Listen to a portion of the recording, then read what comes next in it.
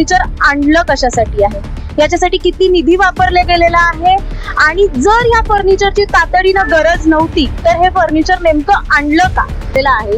जर हे furniture repairing साठी काढलेलं आहे तर त्या फर्निचरचे टॅक्स सुद्धा अजूनपर्यंत रिपेअरिंग साठी का काढलं गेलं आहे हा प्रमुख प्रश्न इथं उपस्थित झाला. हे फर्निचरला ठेवण्यासाठी सध्या बिल्डिंग मध्ये जागा नाही तर इतकी नवकी पुणे जिल्हा परिषद नक्की लपवतेय काय, नक्की प्रकरण काय, पाणी कुठे मुरतंय का, विकासाच्या नावाखाली येणारा कोट्यवधीचा निधी, रखडलेली विकास कामं की प्रशासकीय कारभारातील कोणता मोठा घोटाळा.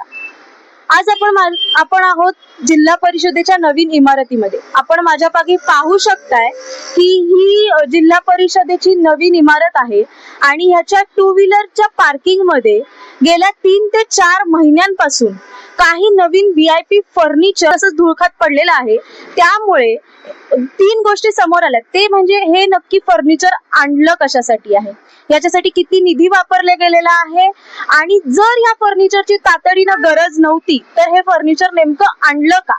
यामुळे नागरिकांना सुद्धा काही समस्यांना सामोरं जावं लागते, कारण का टू व्हीलर पार्किंगची जागा या फर्निचरनं अडवल्यामुळं नागरिकांना नो पार्किंग मध्ये म्हणजे जिल्हा परिषदेच्या बाहेर गाड्या पार्क कराव्या लागतात आणि त्यामुळे नो पार्किंग असल्यामुळे त्यांना दंड सुद्धा भरावा लागतोय.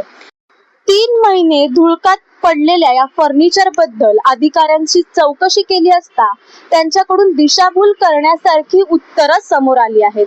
या संबंधित आम्ही बांधकाम विभागाच्या प्रमुख रामसे सर आणि जंगले सर यांना माहिती विचारली होती.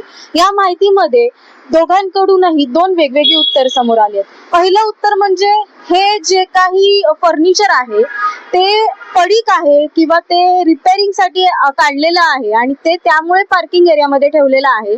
जर हे फर्निचर रिपेअरिंग साठी काढलेलं आहे तर त्या फर्निचरचे टॅक्स सुद्धा अजूनपर्यंत काढण्यात आले नाही. मग नवीन फर्निचर हे नेमकं रिपेअरिंग साठी का काढलं गेलं आहे हा प्रमुख प्रश्न इथं उपस्थित झाला आहे. दुसरं म्हणजे जसं त्यांनी सांगितल्याप्रमाणे हे फर्निचरला ठेवण्यासाठी सध्या बिल्डिंग मध्ये जागा नाही तर इतकी नवकी नवीन बिल्डिंग यामध्ये VIP खुर्च्या ठेवायला जागा नाहीये. ह्या गोष्टी थोड्या प्रश्न उपस्थित करण्यासारख्या वाटत आहेत. तिसरं उत्तर म्हणजे की हे फर्निचर रिप्लेसमेंट साठी काढलेलं आहे. जर फर्निचर रिप्लेसमेंट साठी काढलंय तर गेल्या 4 महिन्यात याची रिप्लेसमेंट करण्यात का नाही आली. त्याच्यानंतर ह्या फर्निचरचं पूर्ण कंत्राट किती रुपयाला पास झालंय, किती घेण्यात आलं आहे ह्याबद्दलची ठोस माहिती अजून सुद्धा इथल्या अधिकाऱ्यांनी दिली नाहीये. त्याचप्रमाणे चौथा प्रश्न असा विचारला होता की फर्निचर हे पार्किंगच्या जागी ठेवण्यात आल्या, त्यामुळे बऱ्याच नागरिकांना जे जिल्हा परिषदेमध्ये येत असतात त्या नागरिकांना बाहेर पार्किंग करावी लागते. त्या पार्किंग बाहेर नो पार्किंग असल्यामुळे अगदीच त्यांना तिथे पैसे भरावे लागतात, त्यांना तिथला दंड भरावा लागतो आणि ते आहे त्यांना तिथला दंड भरावा लागतो. जिल्हा परिषदेची हक्काची पार्किंग असताना सुद्धा तिथे फर्निचर ठेवण्यात आलं आणि नागरिकांना जर दंड भरण्यात आला असेल तर यामध्ये अजून सुद्धा कोणताही उपाय का करण्यात आला नाहीये. अशा अनेक प्रश्नांमुळे आता नक्की जिल्हा परिषद आपल्यापासून काय लपवते, नक्की काही कुठे पाणी मुरतंय का असा प्रश्न आणि असा सवाल इथं सर्वात मोठा उपस्थित झाला आहे.